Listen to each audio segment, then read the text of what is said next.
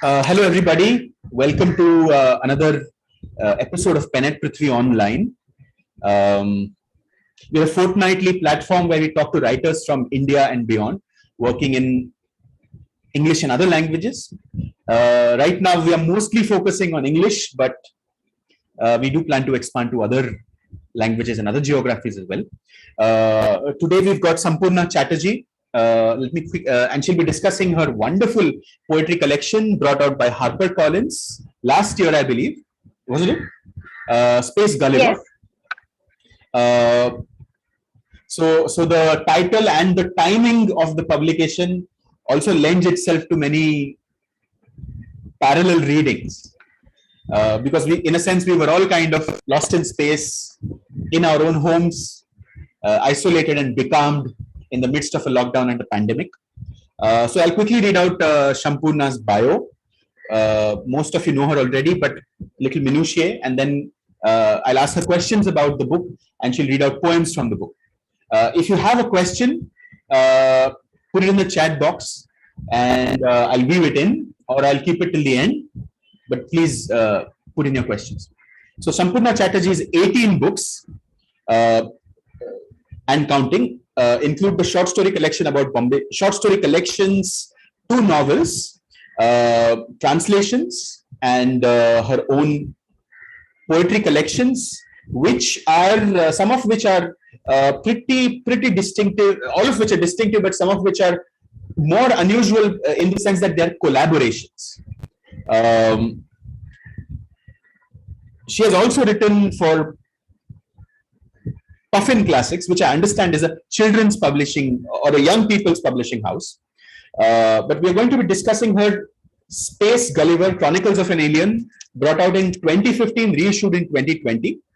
And Sampurna also teaches writing to design students at IIT Bombay and is poetry editor for the Indian Quarterly. Hi, Sampurna, welcome. Yeah, hi. So it's so weird to just hear one's bio spoken out to you, It seems like some sort of bizarre confrontation with an previous avatar of oneself. So thanks anyway for doing the honors. My pleasure, and thank you for coming on for this session. And I just, this book is still very fresh in my mind because I typically like to read these books a few days before the session begins so that it still remains fresh and then I can take notes on it. And I was, consistently blown away page by page by this book. And of course, the title is really the first thing that draws you in. So would you care to just riff on the title, unpack the title for us a little bit? Space Gulliver, which is kind of a play on the Gulliver's Travels story. Yes, it's twofold really, and I think there's a kind of a clue at the back of the book. Which answers the question in print, the one that you've just asked me now. Yeah. Where has Space Gulliver come from? Yeah. And actually, Space Gulliver came to me from a piece of artwork, as it were, by a Swiss artist. An image that, if you follow the link again at the back of the book, you come across that image. And insisting on this sort of embedded nature of reality, which I think this book revels in. I purposely didn't bring that image to share on screen here. Right. But the fact is that looking at that image, the word Space Gulliver floated into my mind long before I even knew that I would dedicate an entire book to this fictitious character. I wrote just 6 poems, of which one is an audio file. Yes. For some reason, it's only listenable as an audio file, and this is of course way before we were interested in all this technological stuff that each of us has become so good at. But to answer your question, Space Gulliver Chronicles of an Alien actually owes its existence to my residency at the University of Kent in Canterbury.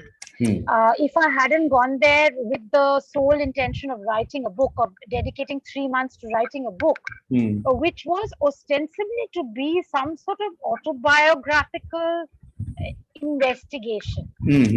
But when I got there, what happened to me was, as often happens, you're aware of this, you have one plan and something else happens. Yeah.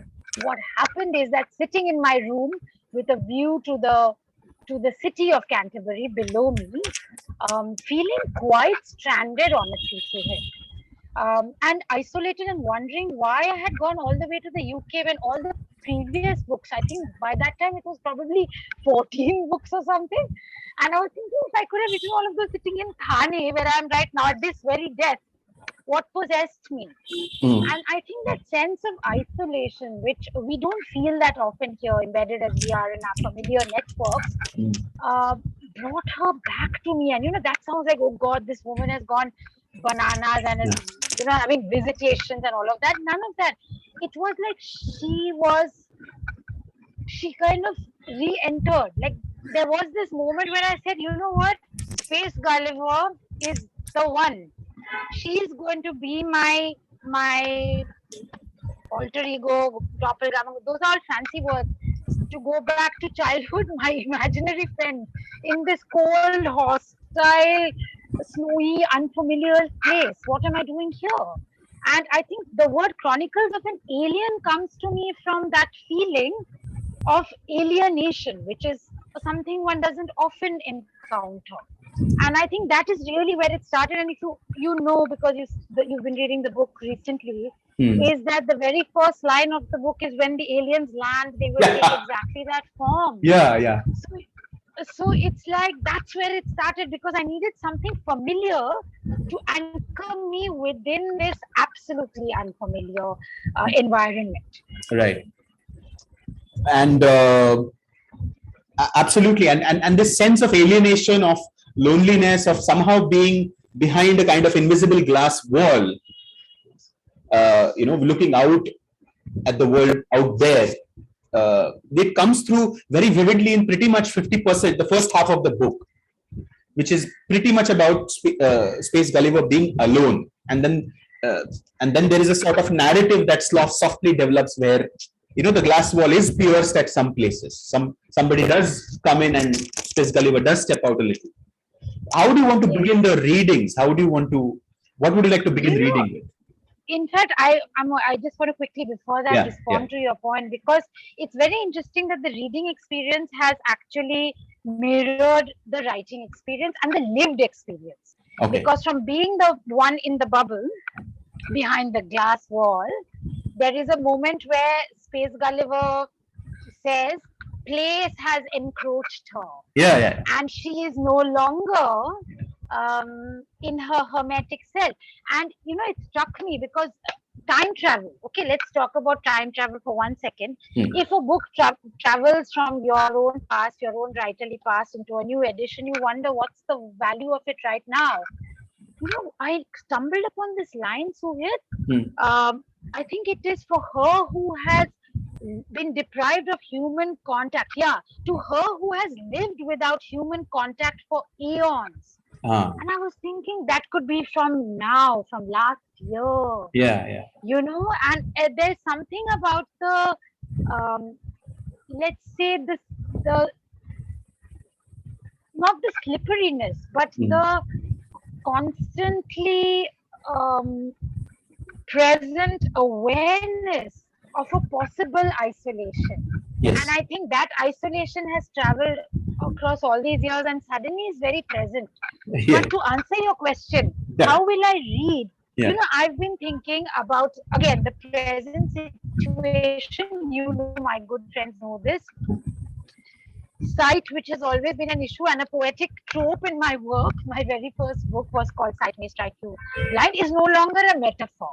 I've had issues with my left eye, operation seeing. I'm learning how to re-see. And there are moments when, as an alien, you have to train yourself to re-see things. Okay, everything seems so strange. So I thought I might begin with a poem that actually frightened me because it was about seeing. Okay, and I think I might read that. There's a companion poem, it's on page 24-25 for those who have the book. And I'm going to take this risk of reading this out um, and hoping it works well. So, the poem that precedes the seeing poem that I want to share with everyone who's here has to do with locality, okay, and weather. Things which become prominent, especially if you're on another planet, literally. And sometimes Canterbury did feel like another planet. Feels like 4 degrees. Quickly, heat your extremities to heat. Light the small glow in the center of your chest. Recall the axe, the lowered head in the stained glass window. Pigeons gurgle lasciviously, bringing the sound of Bombay into the room. And when you're missing that sound, isolation can sometimes not just be spatial, it could be an audio isolation. Why is that place so quiet? So the sound of Bombay into the room. Space Gulliver is competing with the light. Who will dazzle the room full of pigeons more? Glaucous is the word that enters her eye like a mote. She blinks too often. The lens inside needs changing again. Out there, a place she is now remembering with longing instead of dread. Out there, she saw through instruments fitted to the eye like clocks, bulbous, bug-like. She had been able to outstare the light.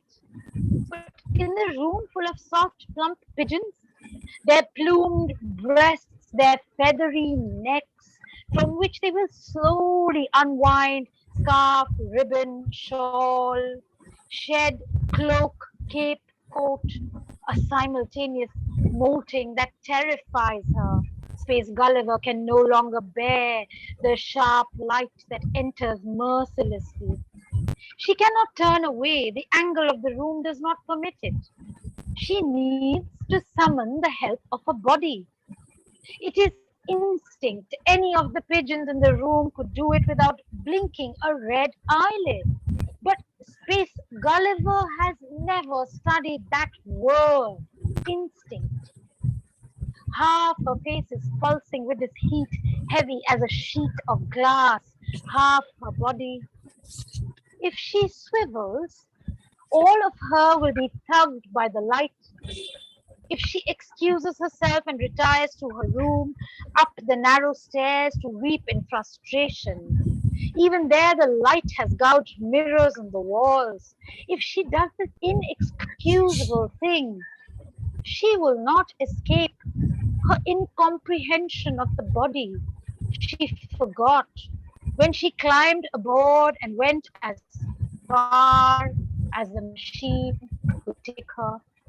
Sexless, inexact, unsexed. Space Gulliver feels muffled giggles exploding inside her like damp patakas, pigeons in heat. Why is this room so hot? Because I come from a tropical country. Space Gulliver has always wanted to say that, knowing saying will make it true. Meanwhile, the pigeons flutter in impatience, stare at her, expecting instruction, enlightenment. Space Gulliver would love to set a cat among them, a lean young thing, feral in a coat that clings to it, unsheddable, remote and lethal, a panther. She needs a cub in the room, a small black danger. This is a new failing, this capacity for distraction. Muddled Space Gulliver stands there. And it is clear if she stands long enough, the pigeons will leave. The light will shift its searing brilliance away from the nape of her neck, the white of her eye, the flow that it glints into an unbearable sea, and she will be able to walk towards her silhouette, a small black shape growing larger as she enters it. Yes, yes. And these, I love this poem, which was one of the many that kind of drew me in, because among other things, it got me thinking about the structure and the form that the book is taking. So there are no titles. The only indication that a poem has ended and another has begun is the larger first letter, the first all cap letter. Did you intend for it to be read as you said, in your first remark, it is an autobiographical kind of something of an autobiographical account. But did you mean for it to be read as a memoir in poetry or as a narrative? That's a very nice question, Suhit, because that was the idea. When I went there, I've always been deeply suspicious of autobiography. Let me put it that way. Even here, it's at one level removed, except in the journalesque prose poems, which are condensed distillations of real experience. So whether it's drinking a Stella in the summer, or whether it's listening to an orchestra perform, those are almost like, let me compress time into these intense pockets of, or rather thickets of words. But to answer your question, do I intend people to read it as a narrative? Yes. This is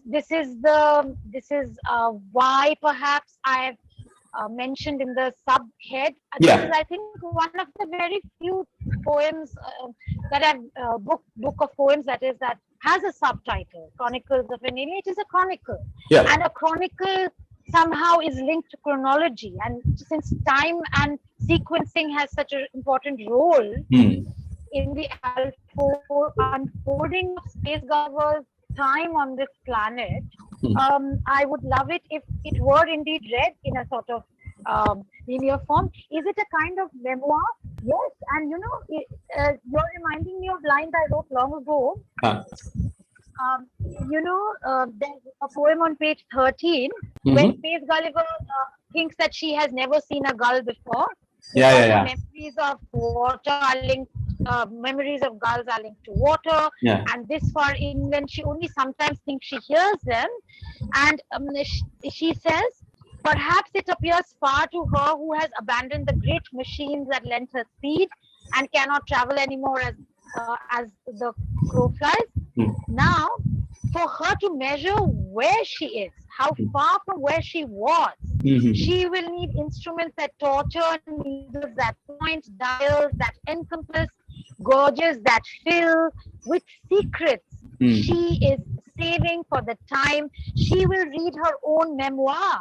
Where the lost memories were, there now sit fantastic inventions. A palace in Versailles she lived in, a zeppelin she flew, a shaman she loved with, mustard, flowers growing on walls.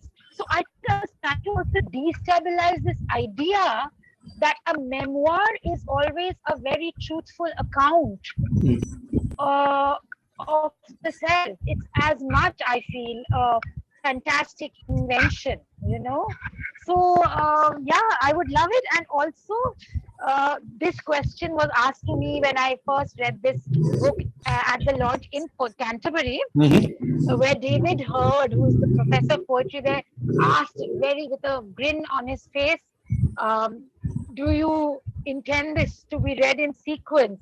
And I had to say yes, because there is a poem later on where we discuss this whole idea of sequentiality as a kind of architecture, that accretion matters. If accretion is essential to the writerly enterprise and the readerly enterprise, then sequentiality is of the essence.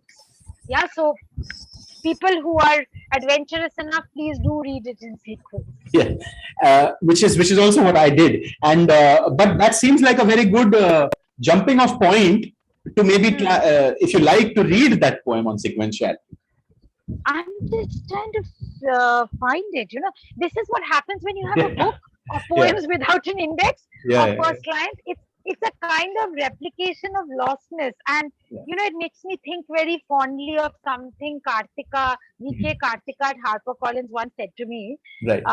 When we were discussing my novel Rupture, and she said, Sampurna, why do you have this natural dislike to be understood easily? You know, she was trying to get me to be more accessible. So let me find this poem. It's the Black Forest one. It's quite long. Yeah, here it is. Here it is. I will read it because I've never read it out aloud in my life. So, I'm going to read from the middle. Okay. Walk down Hawk Lane. Preserve the password for later. At tables for 4 and 6, dandelion coffee and crimson silk shirts. What is it like, Bombay? Each time the answer swerves around her. A car that might flip over with no warning, leaving the driver to crawl out, intact, unaware of the child's great fear in the car that narrowly missed collision. Sometimes, she hears herself saying, sometimes it's like a nightmare worth having. And then, does it matter to you if the poems aren't read in sequence? Accretion matters. Describe the city spatially. Rome, not Bombay. Architecture as constructing space. The artist with Mac light on his face plays the sound of South London, reminding her of a Bombay she invents on the spot. Warehouse doors opening, winches, machinery, drones, two robots making love, short-circuiting as they touch. It doesn't feel mechanical. She stares at the sound as if it were image. In her head, the lightness that brings her back to earth. Scarves unwind, rewind like conversation. In the Black Forest, there is no undergrowth. No light reaches the ground. Well, and one thing that also struck me when I was reading this book is that there are so many standout lines, so many quotable lines.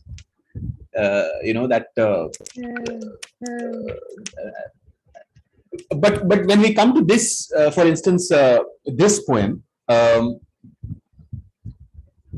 there are so many references to.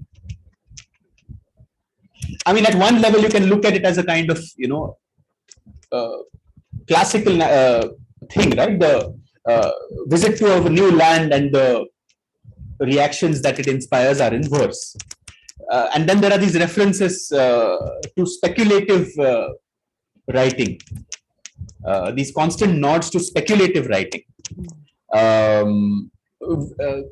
and specifically fantasy literature, what we perhaps rather clumsily call fantasy literature, as if other literature is stenographed from life.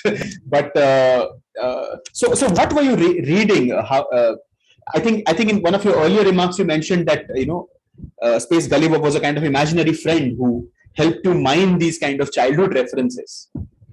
Tell us a little bit about the speculative element in Space Gulliver. Yes, oh, that's lovely. In fact, what was I reading? I'd have to actually begin with the fact that I was making a valiant attempt to read a landscape that I'd hitherto only encountered in literature. Remember, Canterbury is Canterbury Tales for me. It's Chaucer, it's the Pilgrims, okay? And walking through any English landscape, for someone like me who grew up in Darjeeling, who my entire literary diet as a child was almost entirely in English, and things like the, Narnia, for example, There is a very overt reference to Narnia right in the beginning of the book. So it was a way of saying that this is a massive book that I found myself in. This place called England. And as I moved away towards Wales, as I traveled to Dublin, as I encountered more and more texts in Dublin, for example, the Book of Kells, which is this ancient manuscript, illuminated manuscript that I had a chance to see, to see, to encounter literature as a sort of not just a memorialized thing, not just in museums and the house that James Joyce lived in, or Synge's typewriter, not the fetishizing of literature, but the being embedded in a landscape that felt literary through my prior reading. So there was both a sense, there was, it should have been a very comforting place, like finding, like having all these bookmarks or sticky notes and knowing exactly where you opened this new book. But it had the opposite effect. It was as if all the bookmarks were falling out. And I had to reorient myself by learning to read the signs all over again. And I find that Alice in Wonderland. I've already mentioned Dylan Thomas, of course, Under Milkwood. Herman Melville, Moby Dick is a presence. Call me Ishmael.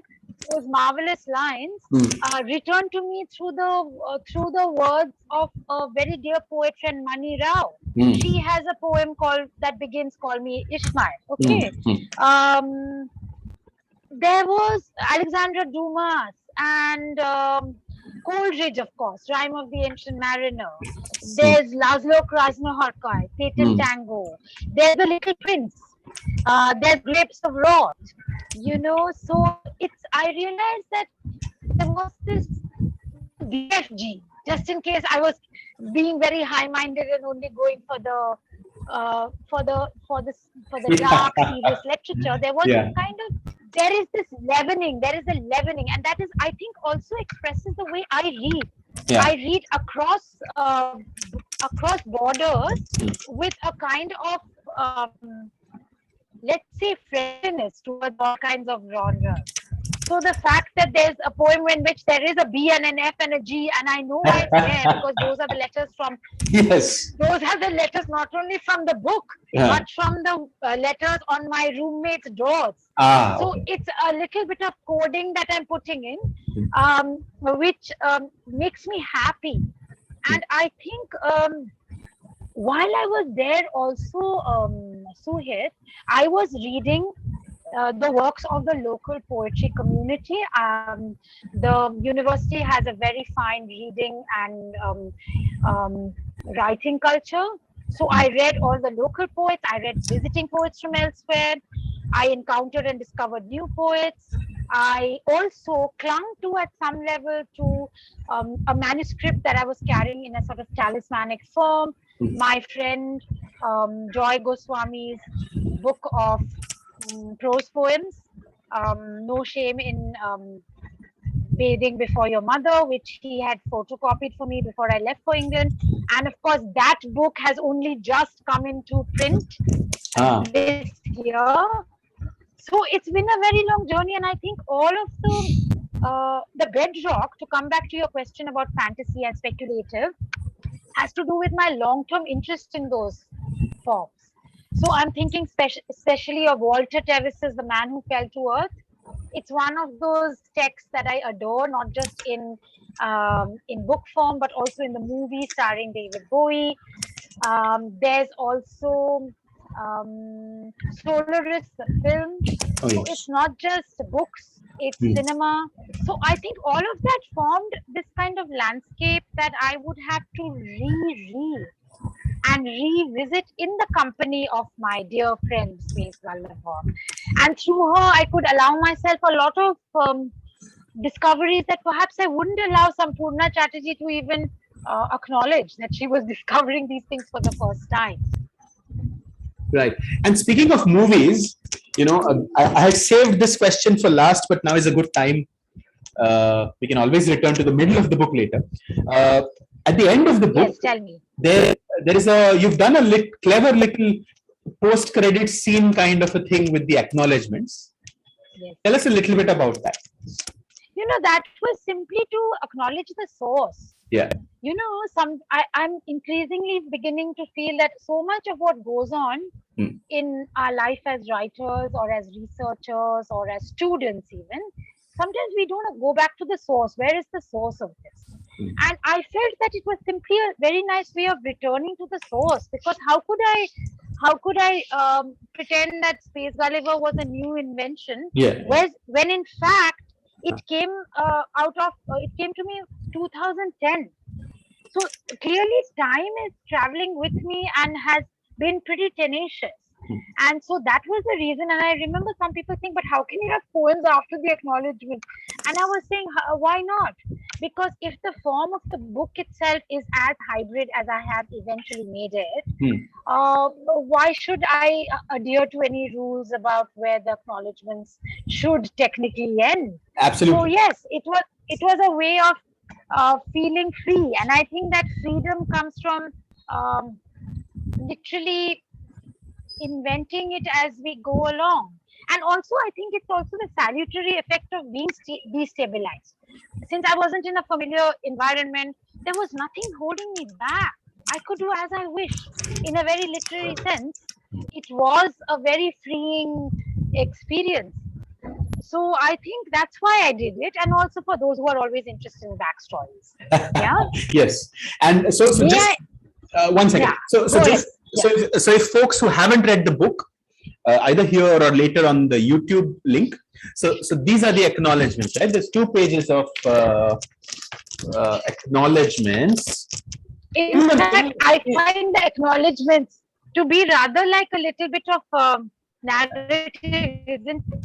Yeah, absolutely. Acknowledgements than usual. Absolutely. And then it doesn't end there. Like the post-credit scene in many movies, there is another sequence. The poetry continues after that. There are quite a few pages of poetry after the acknowledgements. So it was so that was very, very interesting. And then the section after the acknowledgements explicitly pays homage to the Gulliver's Travels story with many references, with scenes, with exactly. And it's very formal. In fact, it's very wonderful you brought that up, because that actually goes back to the original referentiality of the 6 Space Gulliver poems, where Gulliver's Travels is foregrounded in a way that I had no need to do when I went on, this odyssey with my imaginary friend. Yes. So but now, I was wondering, do I have your permission to read the BFG poem? You can read whatever you want. In fact, I was just going to say that in the 20 minutes that remain, give or take, I would really like to stop talking, except to kind of bookmark the poems as you read them out. In fact, and then maybe there'll be some questions. But the BFG poem also, because I've never read it because it's never cropped up. Okay. I'd like to read it. Okay. No concatenation of letters, too simple. A triangle of doors, B, F, G. Behind them, Bahrain, Russia, India. Not to mention Norway. And who knows what other land on the other side of the hyphen that links these 3. Others, Moroccan tomatoes, rice from Pakistan, Spanish aubergines. The BFG would have looked past our windows, grinning wildly, bottling our dreams, spouting incredible words. Wow. So we have a question from Aditi A. Space Gulliver Returns. Is that a hint at a book 2? Also, do you think these poems could only have been written in an quote-unquote alien city/country? That's a lovely question. Thank you, Aditi. Space Gulliver returns. Actually, that's so interesting. Is there a part two? I guess this is part two, because part one, the afterward. So in a sense, there is a circularity, a closing of the loop in the book already. I think Space Gulliver may never come back, because at the end of the book, when she has to leave, she knows the next visitant is ready. She clears out slowly, thinking of the way the vacancy she leaves behind will be filled again to bursting. Detritus building a nest that feels safe in the strongest wind in lack of sun, and how she had arrived with empty hands and waited for the earth to turn. So I think the cycle is complete. She's gone away. She had literally gone away from me, as if I were a planet. Aditi, what a fanciful and horribly egotistical notion that is. She'd gone away from me and she'd come back. And when she returned, this was the only planet she found. And that planet was simply my little room. It was a room in hostel student accommodation. It was a little room before it opened out into the larger worlds that she was lucky to find outside it. And yes, I don't think I would have written this anywhere else, Aditi. And this is something that I would never have been able to say until this book made it a kind of truth for me, at least for this particular book. Because I know that people write about elsewhere. And I have another book which is called Elsewhere. I'm always fascinated by elsewhere. But I don't think this book would have found its form, its structure, its content, and yes, its feeling, if it hadn't been lived out those 3 months in that little room. So here, the embediment of the author in the location is so very particular. And at the same time, when I read it, and I've been rereading it, Suhit, like you, recently, I realized how much of it, at some point, that little alien place becomes home. Because when Space Gulliver travels away to Dublin, to other places, to London, to Wales, and even further to Armenia, to Ethiopia, through the Book of Kells, there is a sort of homecoming. And suddenly, Canterbury is home. Yeah. So it's very much implicated, Aditi, very much implicated in the placeness of the place. And that has happened to me with my other books. For example, the Bombay books, the Bombay poetry book, for example, Over an Underground in Bombay and Paris. I would never have written that if I hadn't sat in those trains and experienced it. But never before or since, I must add, has a book been so much a product of the time and the place that it was written in.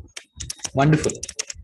And it's amazing now that you mention it, just how many of your poetry projects have been very firmly rooted in a sense of place.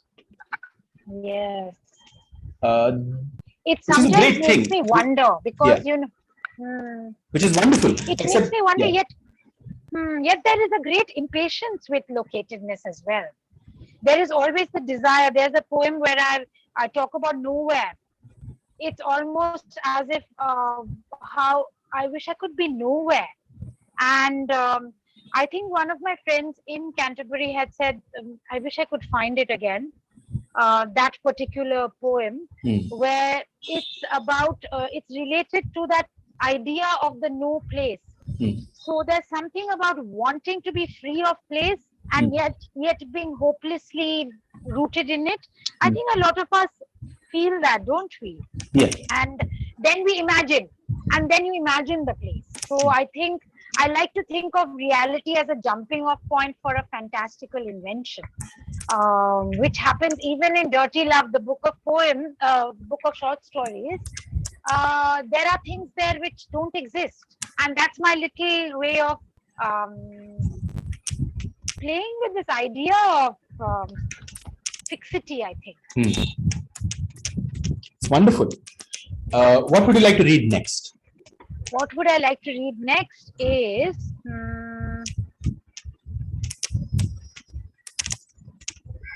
page 45. Let me see what's on page 45. If it's small, only then will I read it. Oh, yes. Okay. It is small. Yeah. Which is shocking because this is some of the poems here. There is a one-line poem in this Yes. in this book called "Turn Off the Sound So You Can Hear the Whales." I think that was my way of wanting to go back into that essential silence, you know, that somehow I had lost along the way. Do you have a request? I do actually, and it is the poem about the ladybird. I think it's on page 15 or 20. In fact, it is on page 15. Yes, in fact, I would love to read that, but I'm just having very recently read it. May I ask if you have another request while I look for the page numbers that I have? Yes. One of my favorite poems is on page 20. Okay. And meanwhile, I found the poem that I wanted to read. It's on page 75. So, but let me first go to page 20. Please go with 75 first if you like. Ooh, this is a very nice and long one. I dare not inflict it on our patient listeners. Okay. I'm so glad you wanted me to read this. What I will do is I will record it separately. Wonderful. And maybe share it with you because I love this poem. I've never dared to read it. We have time, Sampurna. We have lots of time. We have 15 more minutes. So maybe I'll come back to this. All right. And because we were talking about place, and that links to Aditi's question, and it also links to practice of how we function. Okay, I'm going to read this out first. Place has encroached her. Space Gulliver, no longer able to wish nothing but the best for you, resists the specificity, the voice of an English singer crooning her sentimental words, masquerading at bittersweet truths. Those who care not to think too hard, no longer able to erase the place names one by one, so that when asked where she had been all these days, she could say with the honesty of a born liar, nowhere. Trieste, tristesse, oh where, the old word for some place. The sum of all the places she has seen with the blindness of the obsessive traveler. So that when 5 colored rings are raised in a green park below a baroque clock, she resents being so close to the future. The imminent that she wishes to avoid, like the big event, millions will come to see and only a few hundred flee from. South Bank, she wants to say, ripping it from the grey walk along any river, not this one. Take without knowledge, like translating a foreign tongue, not being a mind reader, rip them from tradition. Poems like flowers blooming inwards, invented characters drawn on little pieces of card, poetry like lightning. Reduce the number of dangerous dogs, the back streets breeding, swapped for PlayStation, armies of danger. The boy who died in his flat was unhappy living in London. Who wouldn't be, Space Gulliver thinks. If only she knew what to do with this nearness that might have been alluring if it had been unavailable. Disinterest in old ruins could be seen as a handicap, just as disinclination to pour over beautiful things in an overheated building filled with the loot of empires. She would rather breathe the sleet, the rain, swallow the air, dissect. Her indifference to the noble and the ennobling. Give me, Space Gulliver thinks, a shaky, too tall bar stool. I'll read that again. This is my eyes stumbling. Yeah.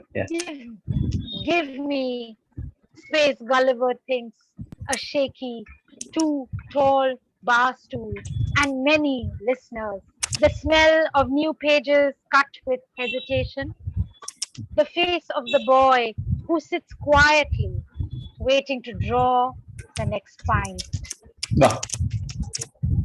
So I think I'm so glad I read this because the future being imminent and that the future being so close suddenly seems to be true in a more sinister way now that we are in 2021 post pandemic. And who would have guessed?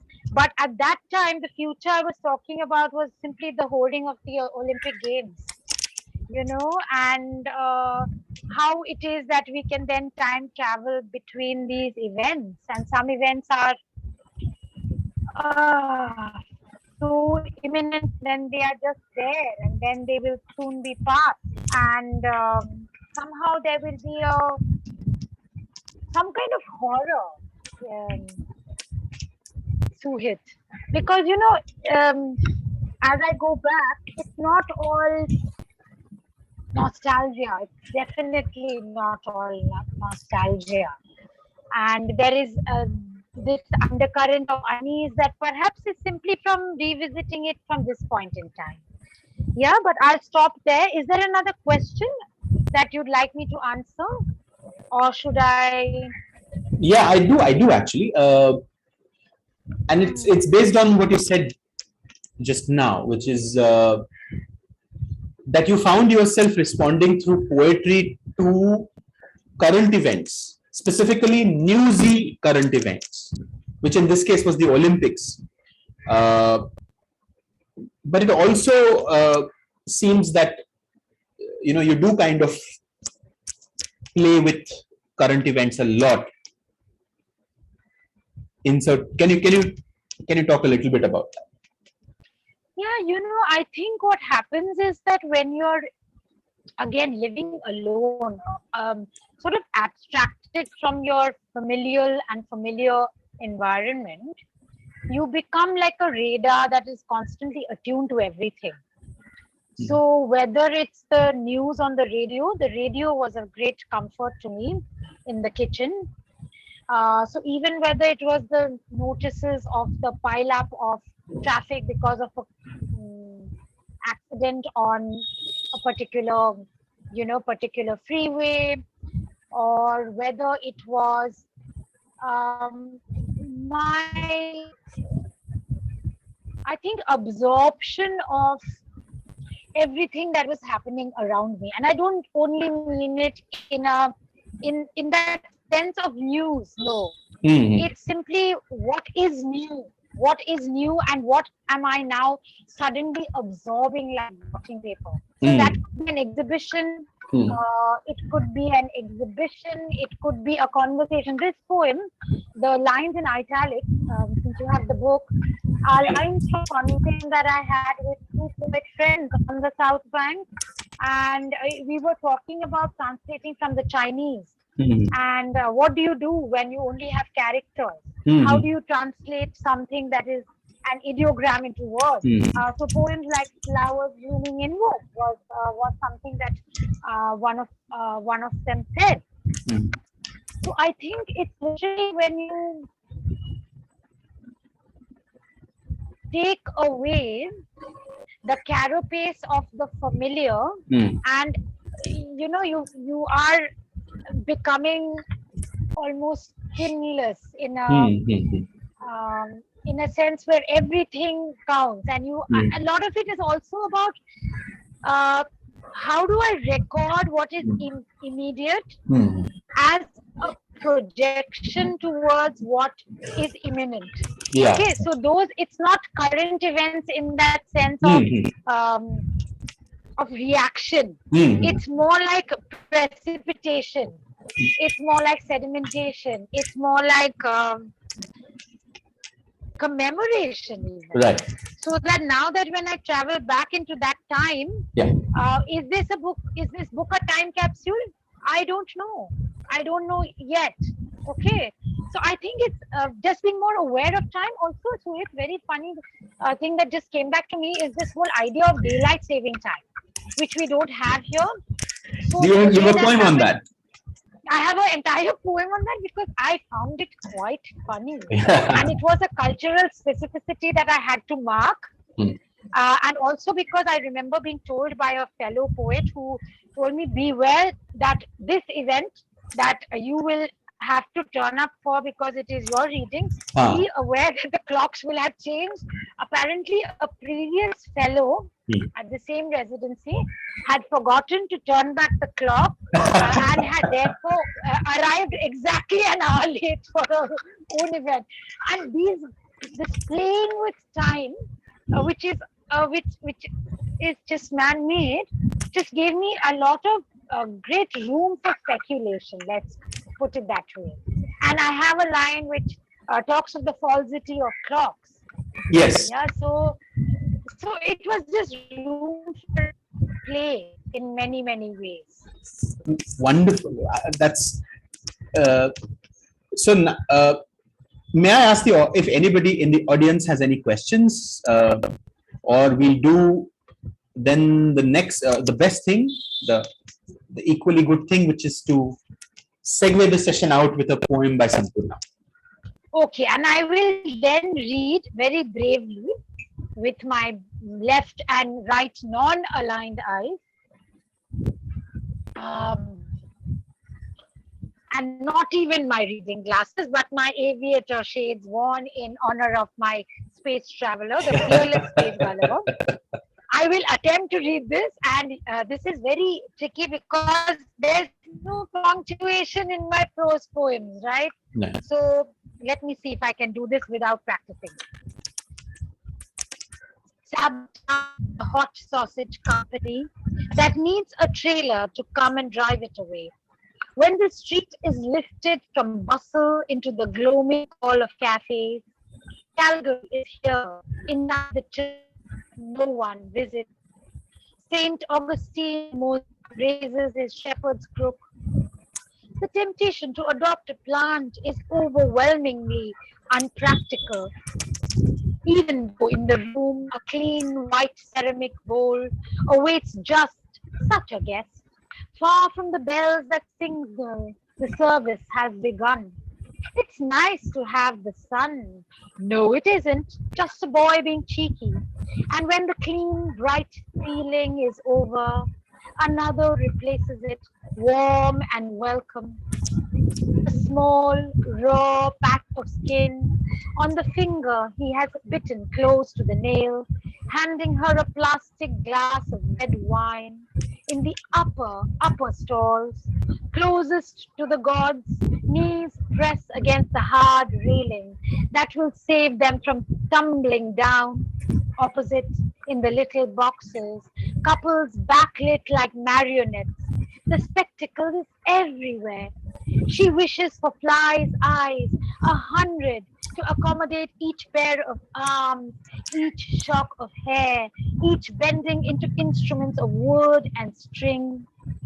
Such a soft plucking can lead to this dense thicket of sound. String becomes percussion, deep red call of flesh. Only when she shuts her eyes can she hear the small woman with the elfin face who loves her violin differently from the woman with the muscled bare arms who wears a skirt and keeps her legs apart, her face rising to the hand that calls her, and her of the pale breast shown simply without display in a plunging v-neck dress that sheathes her like a mermaid's skin, tail flaring where her feet should have been, small, sad, drooping breast. She answers with her flute, suddenly her body animated as it arches towards the man who holds them all, young, fluid, blonde hands that draw her out, and her of the curly locks and slender saxophone.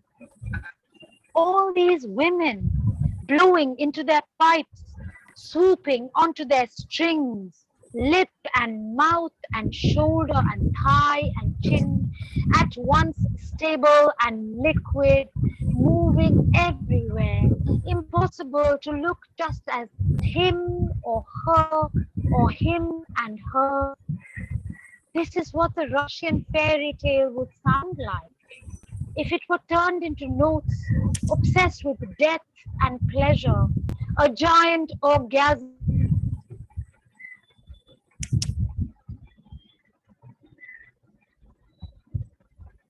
Sampurna, are you there? I am. We Can I missed. not? Yeah, we missed. I think. Let me tell you the exact time.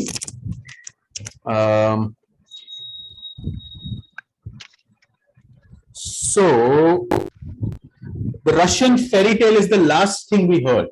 I heard, at least. Okay. So can you hear me now? Yes. Yes. Can I be heard now? Yes, absolutely. I think it's my Bluetooth that went into. Ah, okay. No, the screen also froze. How do you want to do this? Do you want to read that bit again after Russian fairy tale, or do you want to let it go as a kind of a teaser for the for the audience? I'm so sorry about that. It's No. my Bluetooth. This is why devices should not be relied on. Here I am without any Bluetooth. I will go back. Okay. Considering that this is not meant to be read with an interruption. Okay.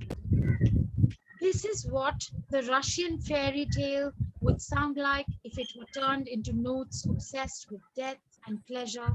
A giant orgasm orchestrated by the faun with the golden hair, whose fingers make them fall upon their bows, suddenly savage, except her of the big bass drum, who feels no need to quiver and places each thumping beat into the center of her own unregarded self. Wonderful. And that's a fantastic point to punctuate the close of the session, because Space Gulliver is the result of a very introspective process. Anything but an unregarded self. Sampurna, thank you so much for doing this session. It's been wonderful. It really lent a new kind of color to my reading of the book. And I believe, and thanks to all the invisible guests who were here. Thank you for listening and traveling with us. So thank you, Sampurna, and thank you to everybody who's watching now and who'll be watching later. I'll see you guys next fortnight with another guest. Bye-bye for now.